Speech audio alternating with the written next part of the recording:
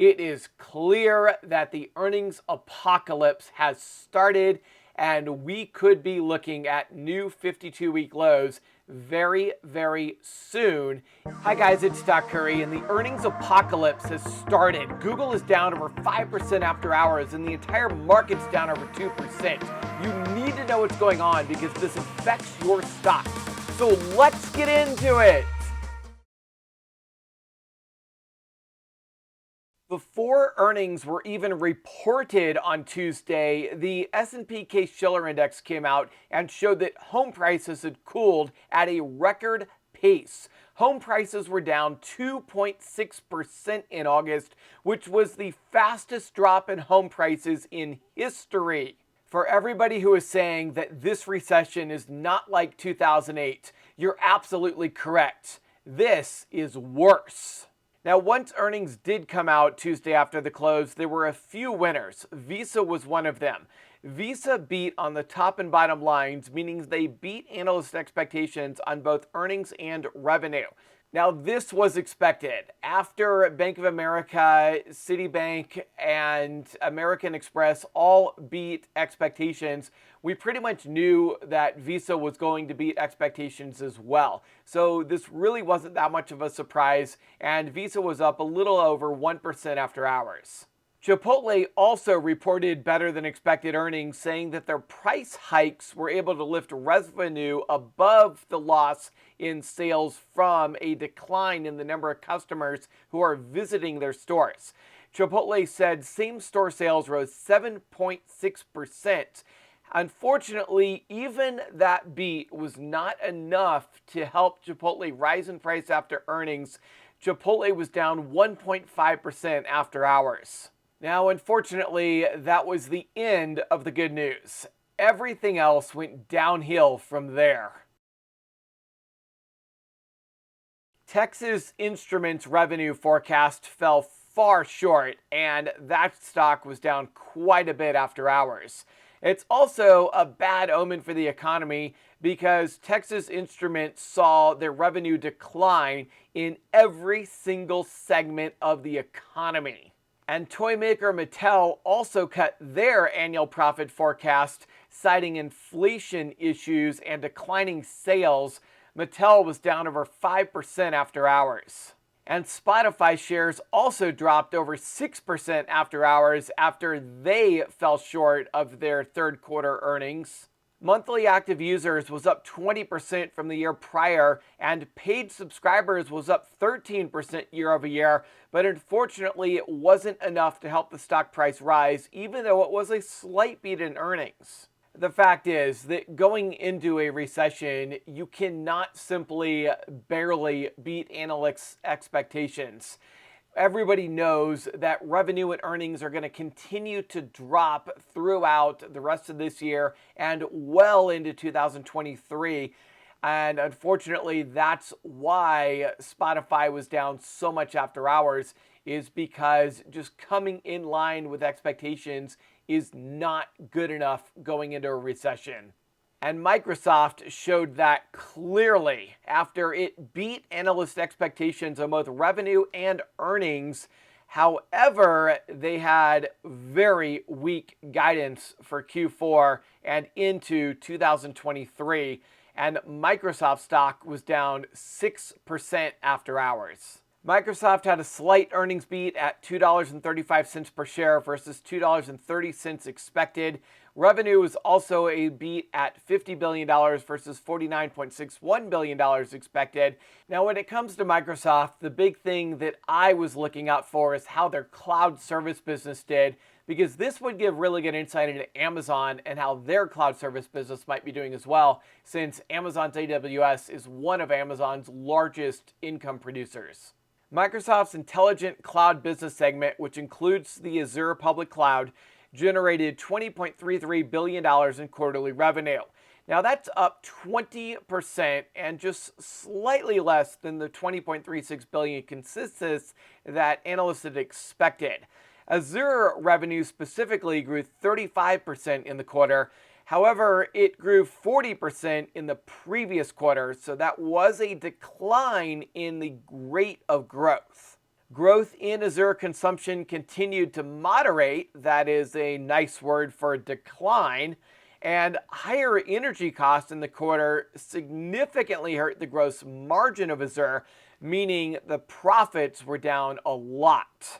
Now, this caused a lot of concern for Amazon as well, because even if Amazon AWS did increase revenues like Microsoft did, it's possible that their profit went down quite a bit due to inflation and the rising energy costs. Microsoft also reported weak guidance going into 2023 and the last quarter of 2022. Microsoft stock was actually fairly flat after earnings. It wasn't until they announced their forward guidance that we saw the share price drop over 5%.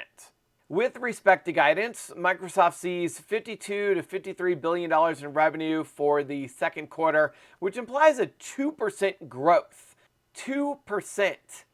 That's an 8% annualized growth. That would put Microsoft's PE ratio at around 18, and currently it's trading around 25. So we could see Microsoft stock continue to fall quite a bit over the next few months. Cyclical trends are affecting Microsoft's consumer business, said the CEO, and net income fell by 14%. Now, a decline of 14% in the consumer side of the business is really bad news for Apple, because if Microsoft saw a 14% decline, then that means Apple could be looking at the same decline, possibly even a greater decline, given that Apple's products tend to be a little bit more expensive. So this is not good news. We already saw Apple reduce the output of their iPhone 14, and it's all leading up to Apple having either an earnings miss or at the very least a very bad forward guidance for future earnings. This means Apple stock could drop quite a bit after earnings as well. Now moving on to Alphabet, which is Google, and oh my gosh, they had a massive earnings miss. The stock was down over 6% after hours. And this is why I say the earnings apocalypse has started. Wait until we get into these numbers. You are not going to believe how bad these numbers are. Earnings per share was at $1.06 versus $1.25 expected. We're talking about 20% below analyst expectations. And don't forget, analysts had already expected horrible earnings for Alphabet. This was 20% below the already bad expectations. Revenue was also a miss at $69 billion versus $70.5 billion expected. Revenue came in a massive $1.5 billion below expectations. And YouTube advertising revenue was also way worse than expected at $7 billion versus $7.42 billion expected. We're going to talk about the YouTube advertising revenue here in a minute because we've got to dig into it. It's really bad news for quite a few other stocks. Now, Google Cloud revenue was a beat at $6.9 billion versus $6.69 billion expected, but you're going to see here in a minute why that's not necessarily a good thing. This earnings miss was way worse than anybody could have possibly expected. Google, Alphabet, they are involved in a wide part of the economy.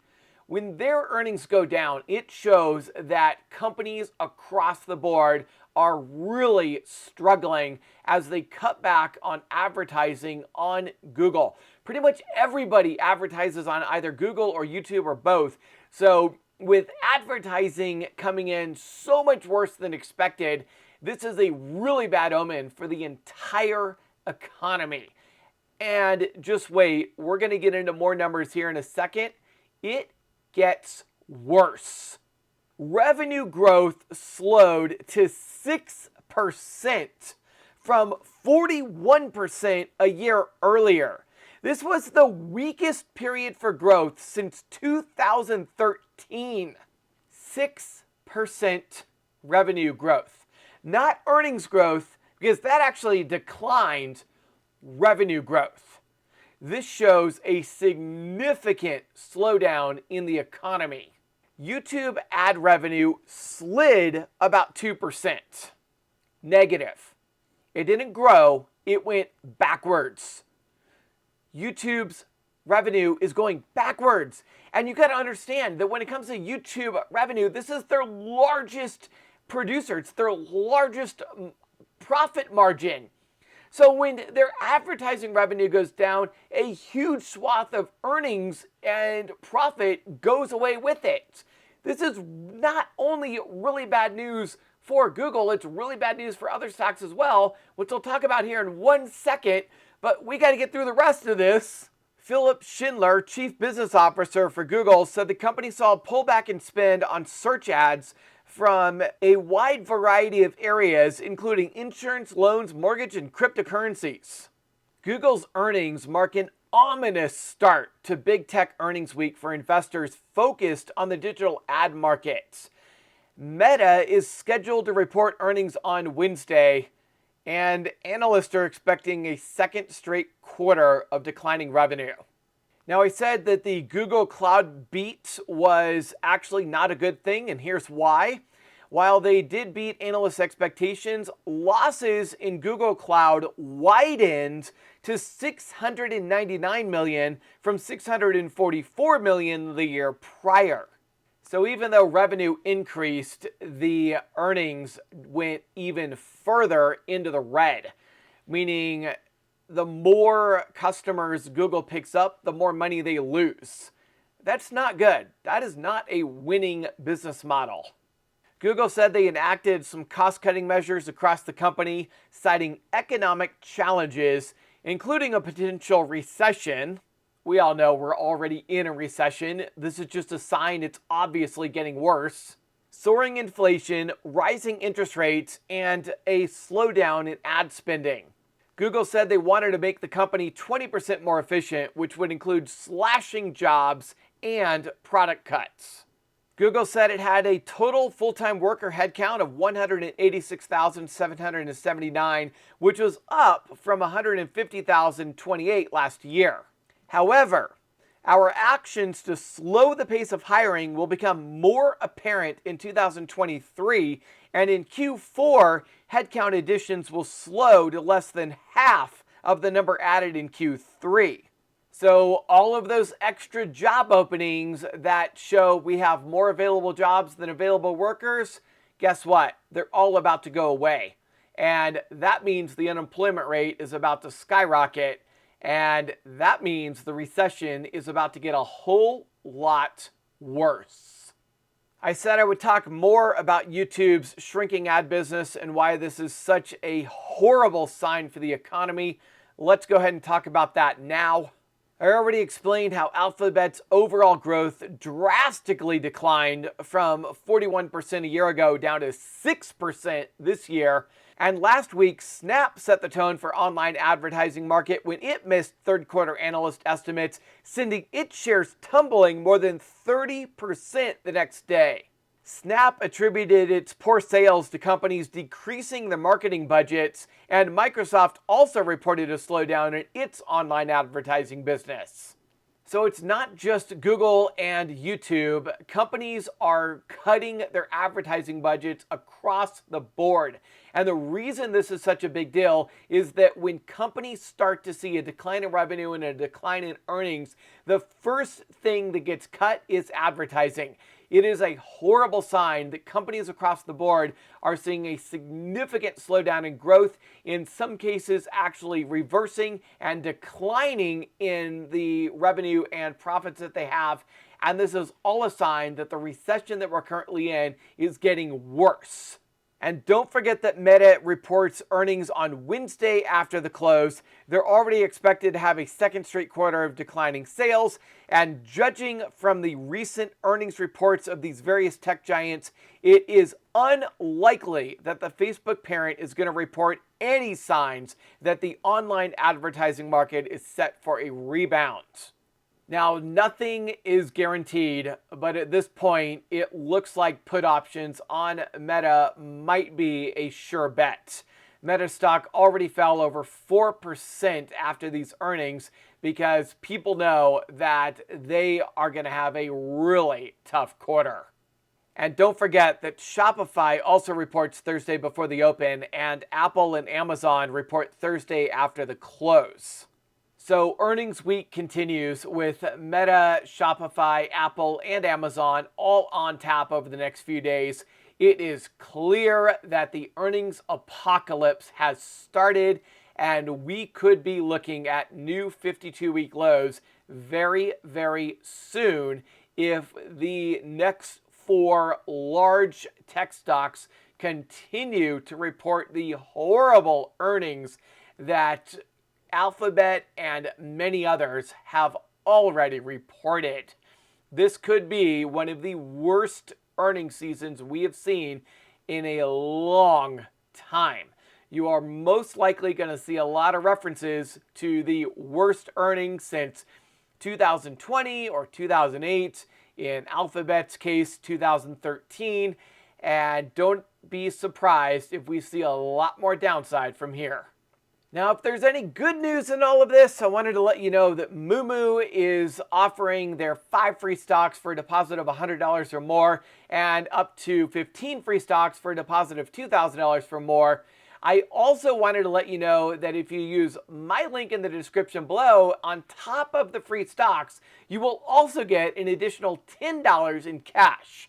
And this could be a really good way to load up your portfolio and start buying the dip with a little bit of free shares and extra cash so that you can make money when this market does eventually bottom out and starts to go back up again. Don't forget that historically, November and December are massive relief rallies during a bear market, as well as midterm elections. So even though earnings apocalypse has started, we could still get that massive relief rally going into November and December, and this is a great time to buy the dip. If you got a lot out of this video, make sure you hit that like button and subscribe, and be a good friend and share this with your friends and family.